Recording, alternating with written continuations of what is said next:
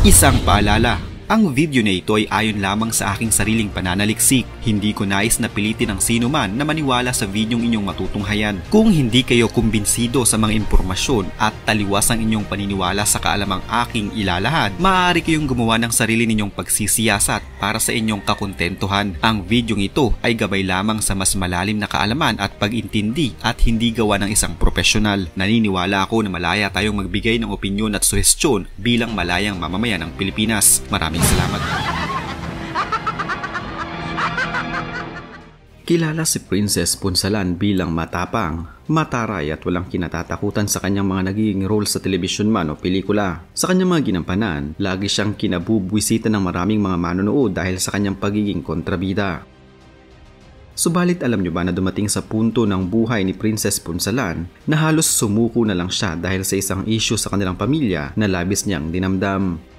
Noong dekada 90 kasi ay naging laman siya ng mga tabloid hindi dahil sa isang pelikula o palabas sa telebisyon na kanyang pinagbidahan, kundi dahil sa issue ng naging trabaho ng kanyang kapatid na kung saan mas pinili pa rin itong maging isang GRO sa isang gay bar.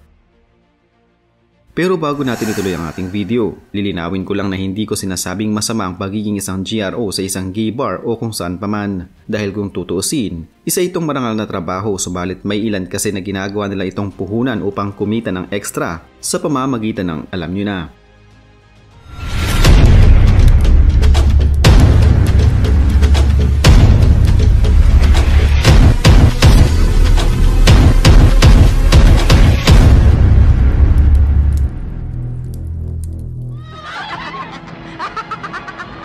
Ngayon magpatuloy na tayo. Sa tingin pa lamang niya ay tiyak na mararamdaman mo na para ka ng binabalatan ng buhay. Kung pag-uusapan lang din naman ang mga pinakamahuhusay na kontrabida ng mga palabas sa telebisyon at pelikulang Pilipino, tiyak na isa siya sa mga kinabwisitan at gustong sakalin ng mga Pinoy dahil sa husay nito sa pagganap bilang taga-api sa bida.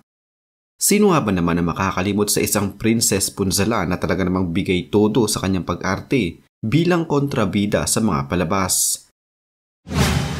Si Princess Punsalan ay may tuturing ng isang kontrabida icon ng Philippine television. Ang kanyang mahusay na pagganap noon sa teledramang Mula sa Puso ng ABS-CBN bilang si Selena Matias ang mas nagpasikat pa kay Princess bilang primera kontrabida ng Philippine show business. Subalit sa kabila ng kanyang kasikatan at hindi may kakailang talento sa pag-arte, mas pinili ni Princess na manirahan sa bansang Estados Unidos upang ipagpatuloy ang kanyang buhay at pangarap. Unang lumabas si Princess sa telebisyon noong kalagitnaan ng dekada 80 na kung saan isa siya sa mga host ng noontime show noon ng Kapuso Network, ang GMA Super Show. Tila yun na din ang naging simula para magkaroon pa ng ibang mga proyekto at palabas si Princess. Subalit isang issue ang tila naging dahilan ng pagiging isang malambot na aktres sa isang punto ng buhay ni Selena Matias. Yun ay nang pag-usapan siya at ang kanyang kapatid dahil sa pagiging GRO nito sa isang gay bar. Ang totoo niyan, I'm not so happy about it. Kasi it hurts me. Just to clear up things. Okay. No? Kasi nakalagay doon na macho dancer. Yeah, macho dancer. Si Ruben. Okay. Yeah. The thing is, still my brother and I love him. And I still accept him because he's my brother. And bilang isang tao, may respeto pa rin ako sa kanya. Although I'm not so happy about the way things are. I just pray to God that someday He will see. He doesn't have to do this for him to know that he is loved and that he's accepted and that he is worth. Mabigat para sa amin magkakapatid na malaman na ganito. Princess Sandali, he's actually here.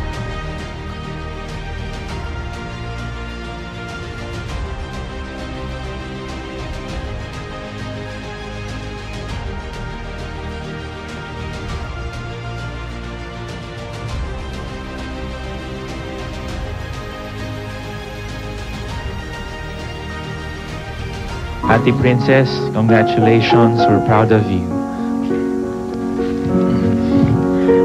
Ruben? Si siguro hindi naman sikreto sa'yo. Also, what has been coming out na about, syempre hindi natin maaalis sa mga tao kasi na anak ka ni Helen Vela, tapos nakalagay doon ang kapatid ni Princess nagtatrabaho ngayon sa isang bar, sa isang... Any kapatid would be so proud to hear kung anong sinabi ng sister mo na kahit ano yung pasukin mong trabaho, kahit ano yung maging buhay mo, mahal ka pa rin niya, di ba? So, anong gusto mong sabihin kay Princess ngayon? I never meant naman na to hurt anybody or to let them think of you as this or that. Ano mang decision na ginawa ko, ako because I'm accountable for that and full responsibility for every action that I made. Siguro ang mistake ko naman, inisip ko na masyado sa sarili ko. I didn't think of what would happen or the kind of effect it would have on the people around me. Needless to say, on that night, last Thursday night kasi Ate was there, sabi ko, pumunta ka naman, tapos pinakita ko talaga. Later that night, she pinched me, sabi niya, ano to naman maging trabaho ko, mamahalin pa rin niya ako. And it meant so much to me kasi kinakabahan ako that night. Sabi ko, hindi ko na magiging reaction niya. Pagbaba pa na sa kotse, niyakap niya kaagad ako. It meant so much to me. Mahal kita. Yun lang. Pray na God will heal all your wounds from the past. And alam ko naman na alam mo, mahal namin ikaw. I just hope that you see your worth, not in all these things, but in how God sees you. Definitely, she's always... Like last year, people come and go. Yet, in the end, kasi si Kuya na natatang, he was in Russia with my hipag tsaka pamangkin.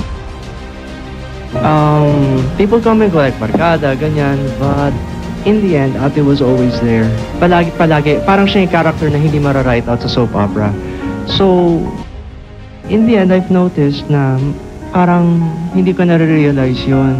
And I'm really sorry kung if there were times I failed to realize na you were always there. Na all you want was to be there for me and to love me and to show na how much you really care. I'm really sorry kung minsan masyado ko lang iniisip ang sarili. Namulat si Ben sa isang buhay na magulo at puno ng panghusga, dala na rin ang mundong ginagalawan ng kanyang inang si Helen Vela at kapatid na si Princess Punzalan. Dahil palaging nakatutok sa kanila ang mga mata ng publiko, hindi niya maiwasan ang kaliwat kanang pangungutya tungkol sa kanyang pisikal na itsura, lalo na ang kanyang pagiging anak sa labas na naging sanhi ng pagkawala ng kanyang tiwala sa sarili. Gayunpaman, naging sandigan ni Ben ang kanyang pamilya sa lahat ng mga pagsisikap para matupad ang kanyang mga pangarap at pagsubok sa buhay. Kaya tuluyang gumuho ang buhay ni Ben nang namatay ang kanyang ina. Sa labis na kalungkutan, tinalikuran niya ang kanyang mga kapatid. Sa kanyang pagpupumilit na mamuhay mag-isa, napadpad naman siya sa pagtatrabaho sa isang gay bar bilang macho dancer noong taong 1997.